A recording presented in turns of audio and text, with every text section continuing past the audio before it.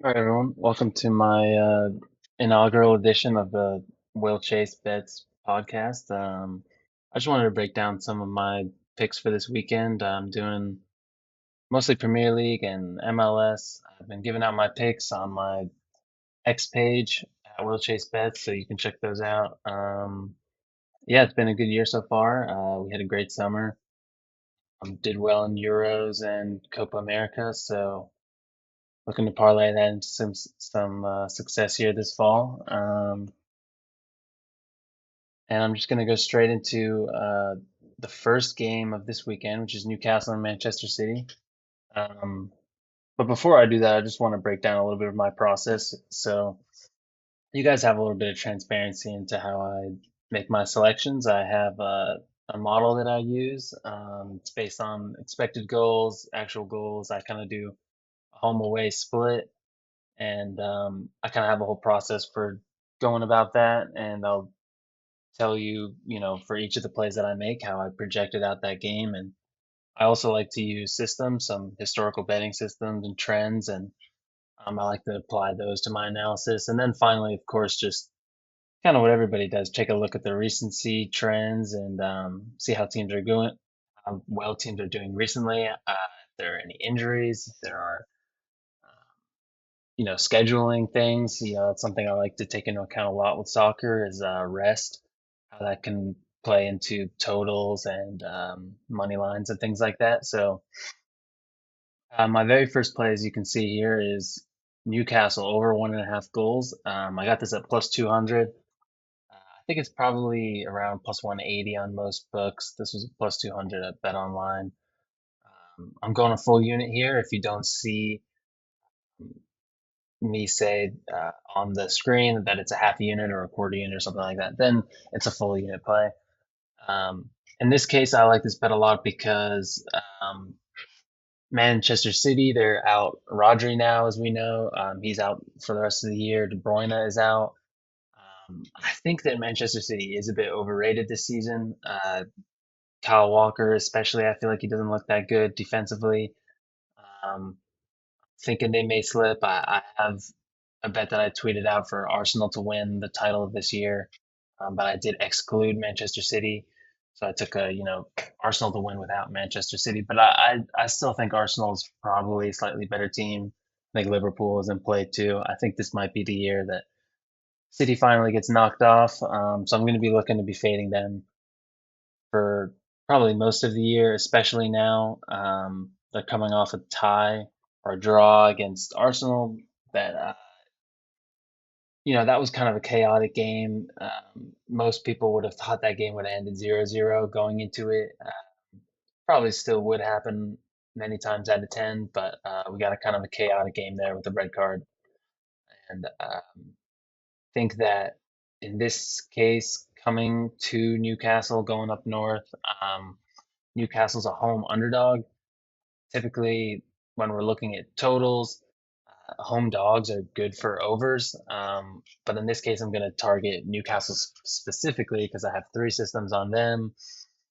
And I believe I have Newcastle projected out at around plus, yeah, plus 111 for their over 1.5 goals. So considerable amount of value here. And I am taking a bit of a risk taking the over 1.5. I think there's some over 0.5s out there at like minus 250, but I really prefer to go in soccer with games or bets that have, kind of the juice on our side, the big plus money. That's kind of what I'm looking for to take advantage of variance, which is very high in a sport like soccer.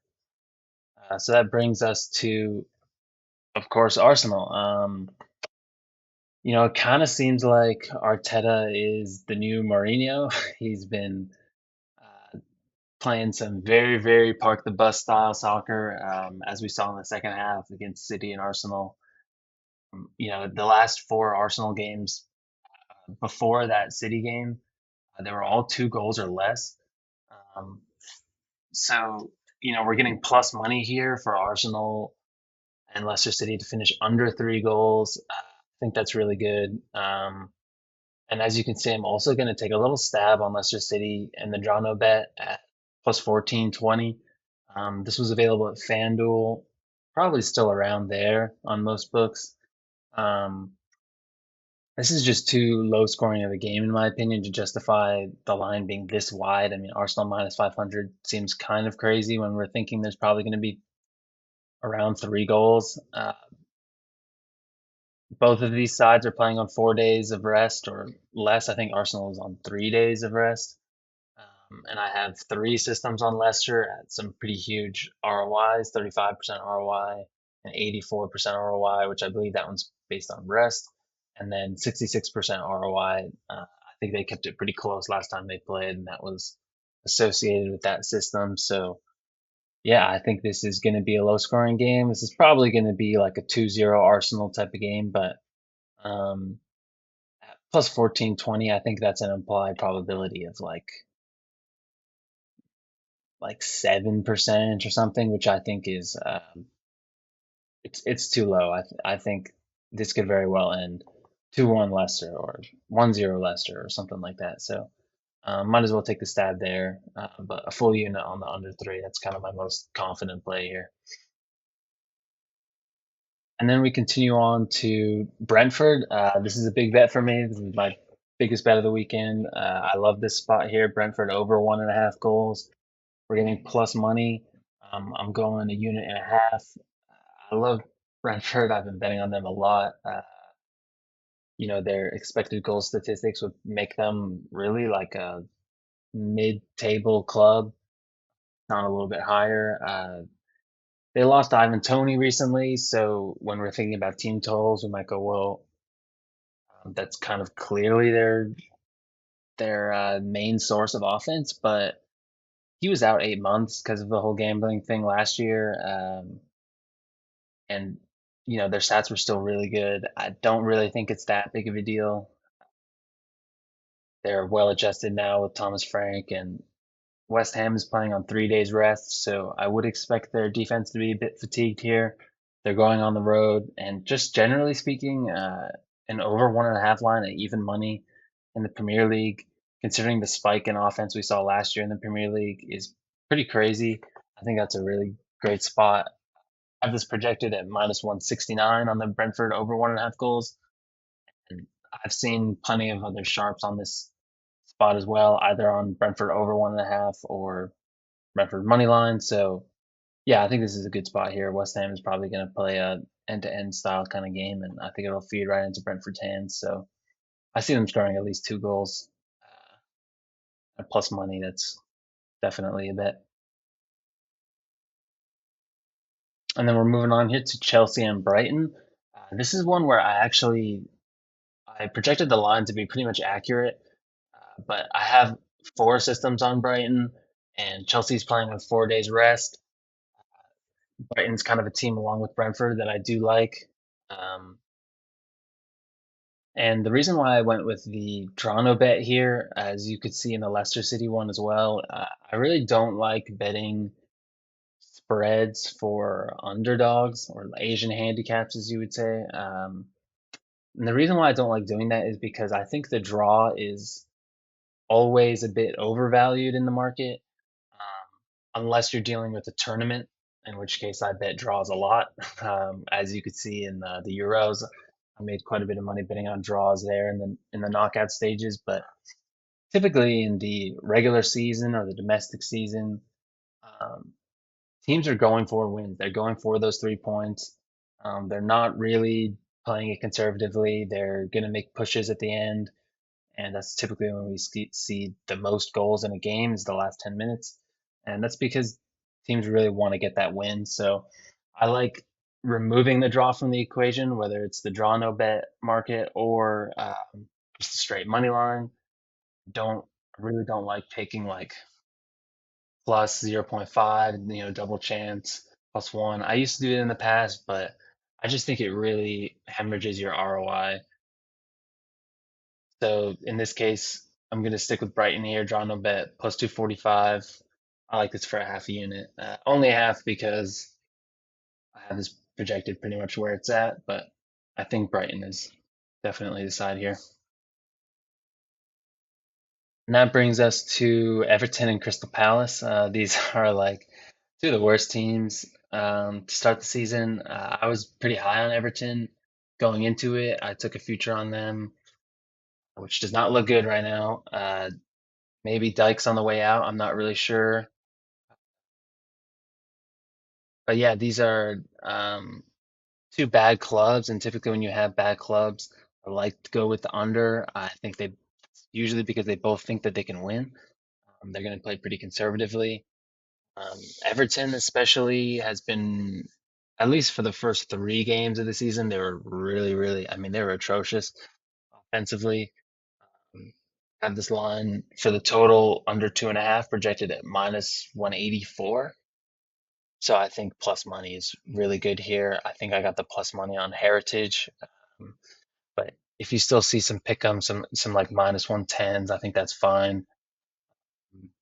I don't really have any other reason to go with the under, despite my projections being so high. I still want to be a little bit cautious here because I don't think these teams played midweek, so they are going to be pretty well rested, and it is a low total for an EPL match. So yeah, I'm just going to stick with half unit here, but I like this play a lot. This is a strong half unit play.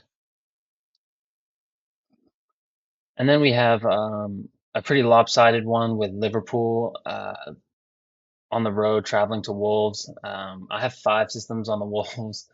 Uh, Liverpool is playing on 3 days left, 3 days rest, and they're on the road. I think that a lot of my systems were kind of based on being such a big home underdog, um, and I think that Liverpool, especially, this is something that I can't really fit into my projections.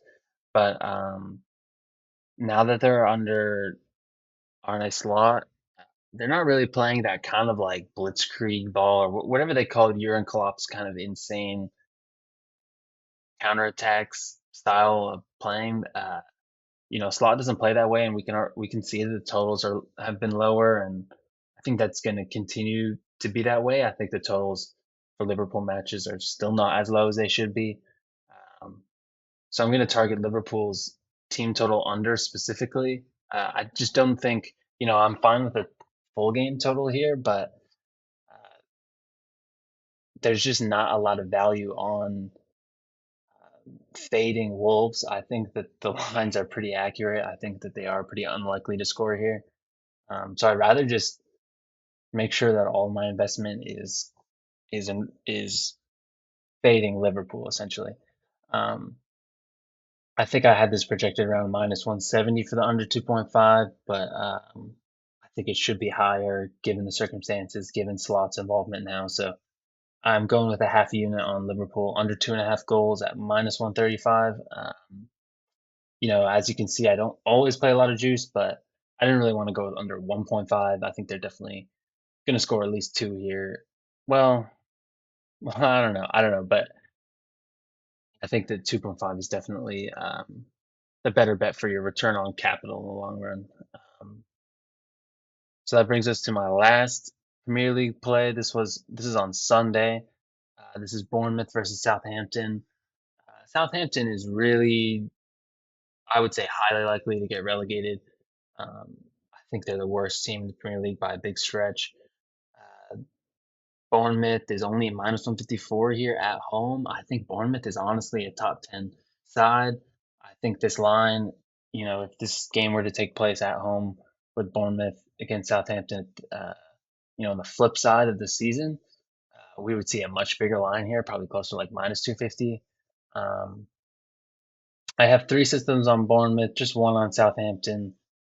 I don't think my projection showed like massive value on Bournemouth, um, but I think that this is definitely the side here, and I think when you're getting minus 154, this is kind of a discount on Bournemouth. I think the Cherries should get it done at home, and then that'll bring it to my MLS plays. I know this isn't the most popular league, but I really like it. I think it's pretty fun. I'm American, and it's kind of fun to see the MLS grow. And I think in some of these softer markets, there's still plenty of value. Makes it a little bit trickier when you're trying to beat lines and things like that because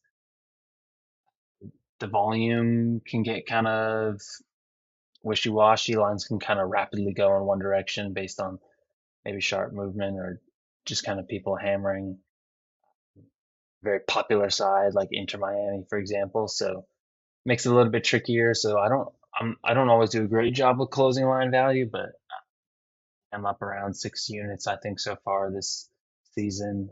Um, so I think that MLS is a pretty good sport for me. And in this game, this is Cincinnati at home against LAFC.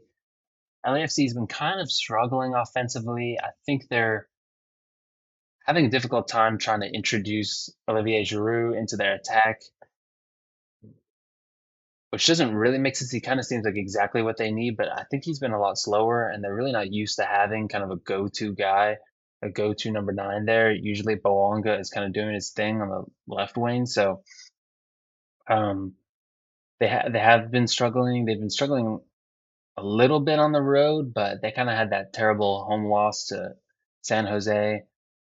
That's kind of twisted people's perceptions of LAFC, and in the last like month or so, people have been really down on them. And I did take some futures on them, which don't look as good anymore, especially with that loss to Galaxy where they're up 2-0 and they lost 4-2. It's kind of a classic Galaxy game, at least this season. Um, but I don't think this game is going to be nearly as chaotic.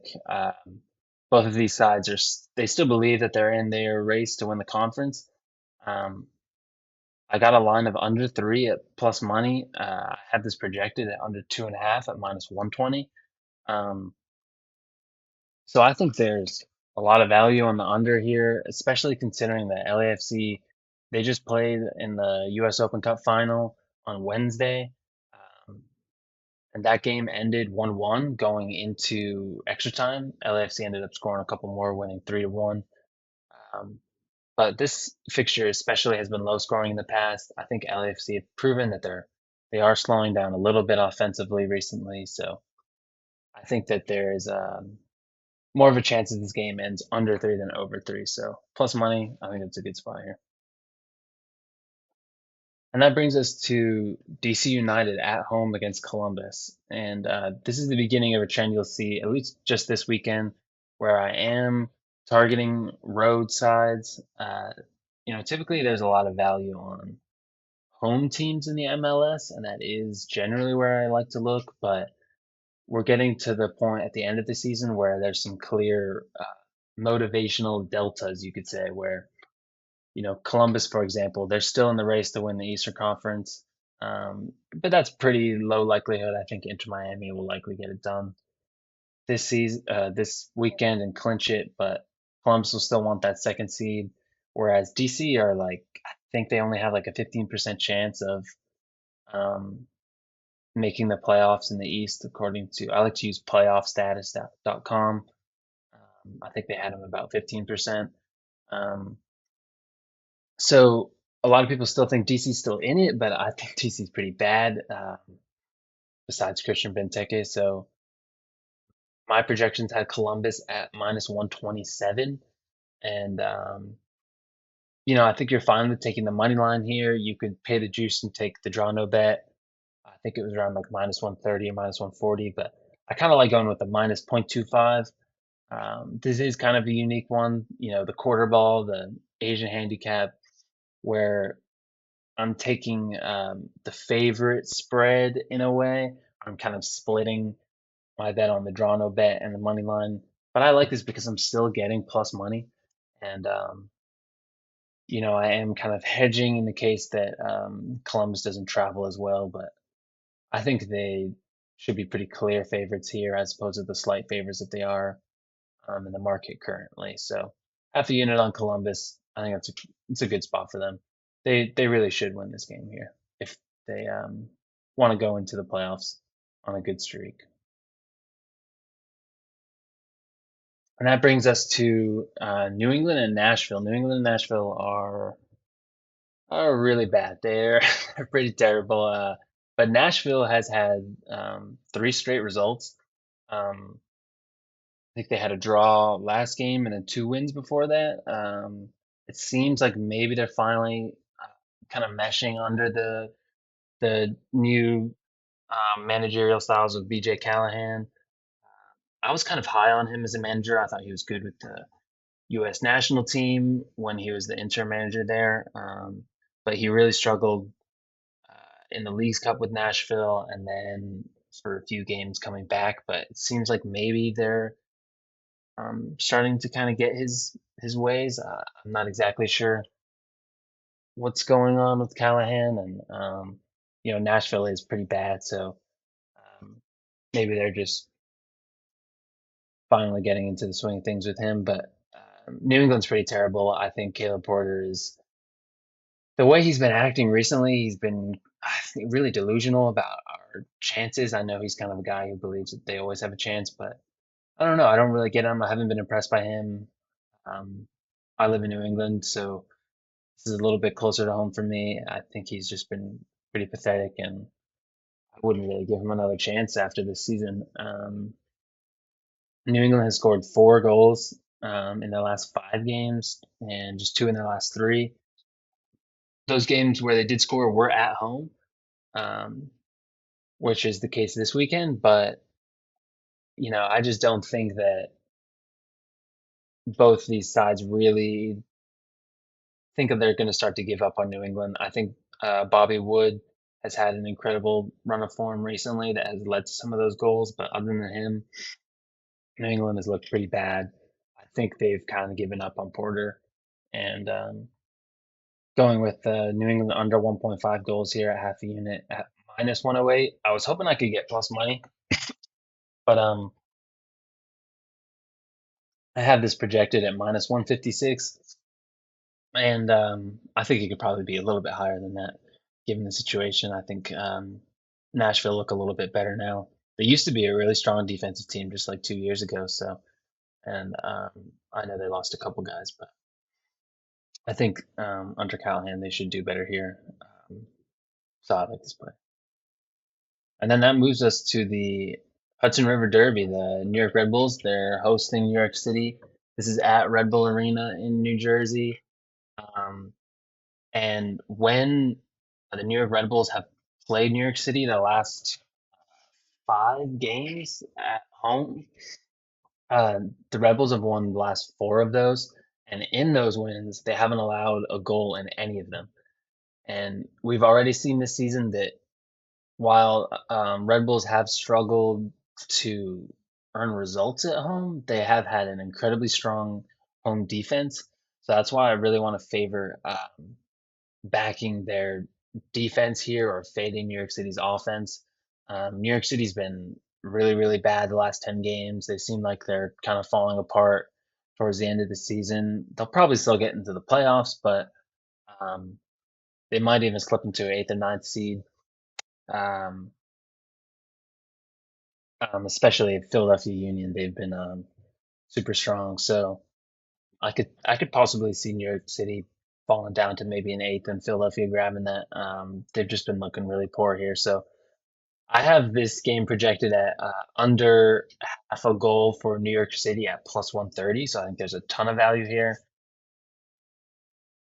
But given just we are hoping for 0 goals and it's plus 265, you want to be aware of that you're betting on some pretty big numbers here, some big plus money, and plus 265 is kind of an implied what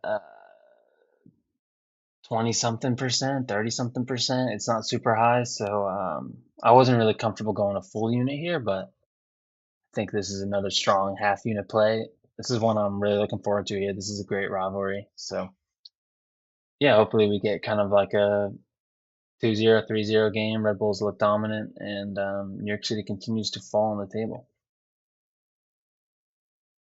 And now we're finally in the west coast of the MLS, or the Western Conference, I should say. Austin FC, I've been fading for a while. I love fading them. They have really, really bad expected goal statistics for their offense.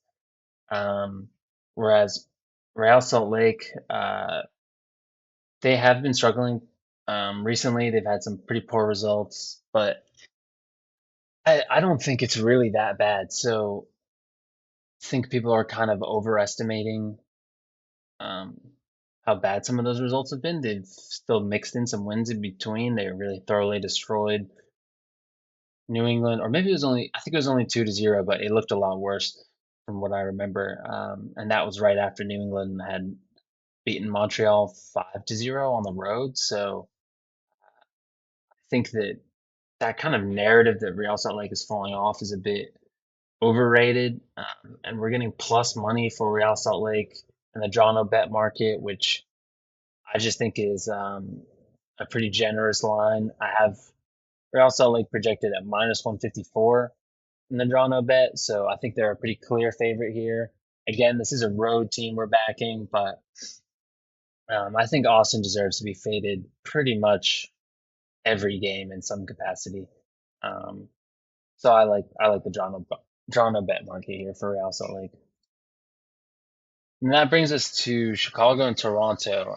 This game is kind of similar to the Everton and Crystal Palace game where I'm backing an under that's already kind of low um, between two really bad teams. I think both of these teams suck. I think I got plus 123. I think it's at like plus 110 or plus 105 in most markets. I'm still fine with that. I will go fully in it there.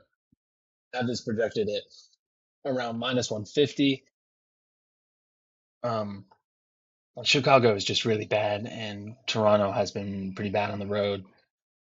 So this is kind of just another clear option here where I see this game ending 1-0, 1-1, something like that. There's really no motivation for either of these sides um, to compete at a super high level. I think they've pretty much given up on their seasons and are going to kind of coast, try not to get injured, that sort of thing. So yeah, under 2.5 goals here, plus 123. I like that number a lot. So make sure to shop around too, because I got that at Ballybet at plus 123, where most of my books had it around plus 110. So you might have another book out there that's kind of hanging a number. And that's going to lead into my last two bets here. These are bets that I haven't actually made yet, but I'm going to make them. So I wanted to include them in my analysis. And the reason why I haven't bet these is because I think that they're still moving in the other direction. I think Inter Miami, especially, they're kind of a team that, as I mentioned before, taking a lot of betting volume as late as the afternoon, even the hour before when lineups come out. I think Messi's going to play in this game. I think most of their players are going to play um, because they really want to go for the win here. If they win, they will clinch the conference, I believe, or they're getting really close to it. So I think if they do, then they'll get to rest. Messi's been constantly hurt, so I think they really want to kind of clinch that up and just relax for the rest of the season, which will be about three more games after this. I think, depending on each team's current spot. I think LAFC, for example, is a game behind, and a few other teams as well. But I think Inter Miami is ahead, so they might only have a few games after that. So they want to get some rest in before a ridiculously long MLS Cup playoff schedule, if they make it very far.